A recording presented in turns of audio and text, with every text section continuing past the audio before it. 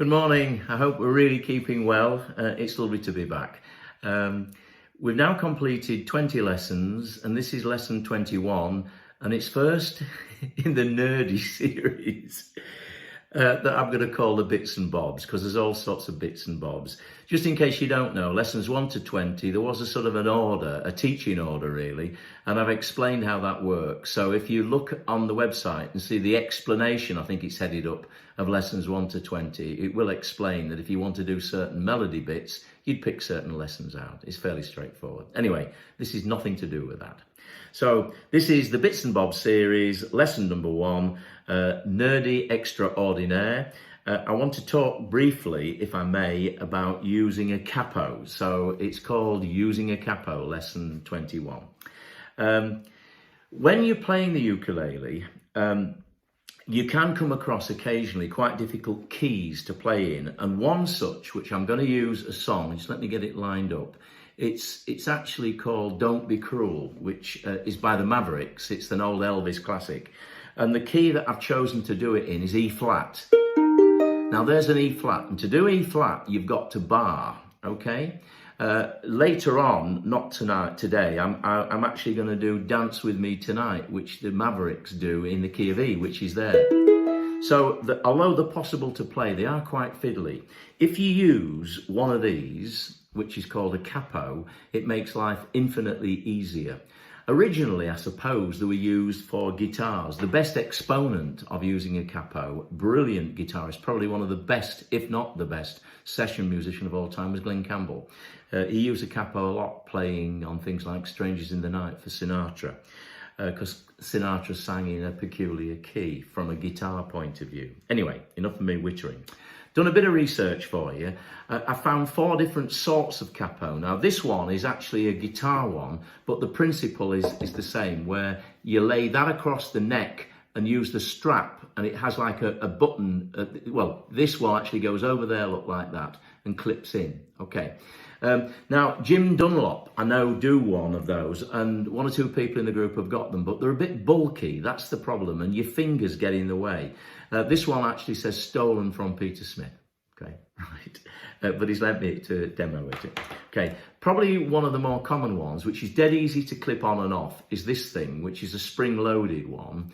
And they clip on anywhere on the neck of the ukulele. Now, they work really, really well, but I find them difficult to use, but I could live with it because all the paraphernalia at the back, my hand gets in the way, okay? But they're really good to use and easy to clip on. If you can find a smaller one of those, so it's not too big, and this bit here is not too bulky, they're brilliant. Okay, the most expensive one, which I bought fairly recently, which was from Planet Waves, it was regarded to be the best ukulele capo. It's useless on here because the neck on my ukulele is very, very thin. And when I actually tighten the nut up to hold it tight, it doesn't actually hold properly. It's brilliant on other ukuleles I've got. It's a fantastic thing because it's light and small is definitely beautiful. But the neck on here is too thin to use it.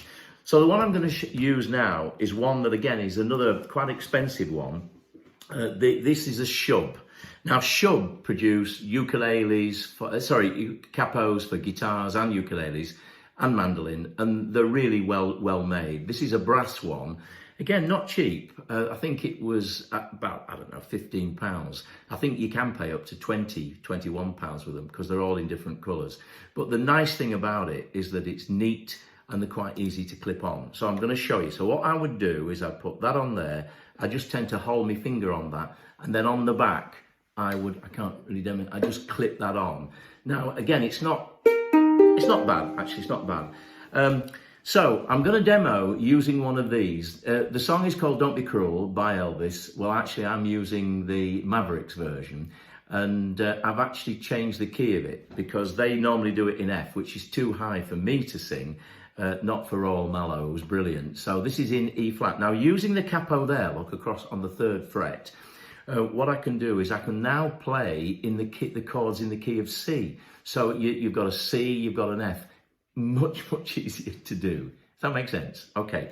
And the on-song music that we use enables you to actually change things from a difficult key like E flat to be able to put it into C and using the capo. Okay, it's fairly straightforward to do, but I'll include the music if and when you fancy having a go. It's in the key of E flat, but using a capo, you're going to be playing in the key of C. So we're going to get Raoul to sing. I do apologise because I've changed the key, but here we go. Come on, go for it. E flat, but it's a C. C, ready, go. C. Keep going. C7, F. Much easier than A flat. C. D minor. The rhythm stroke is down and up, and I'm emphasising.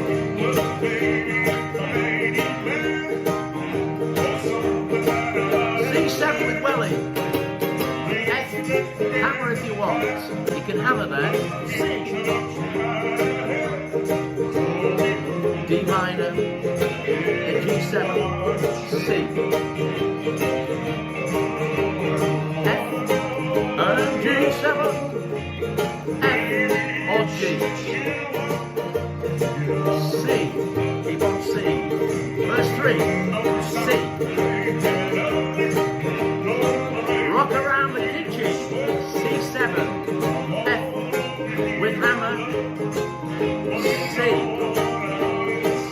D minor. And G7.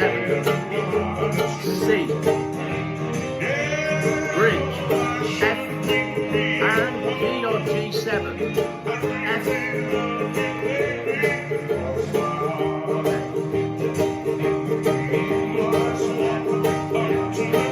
Keep on C.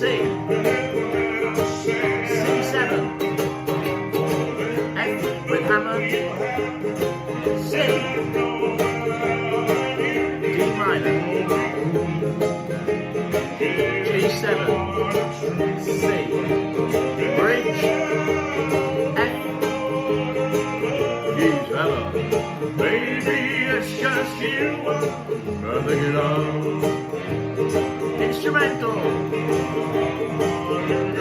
1, 2, 3, 4. C. Give it some welly.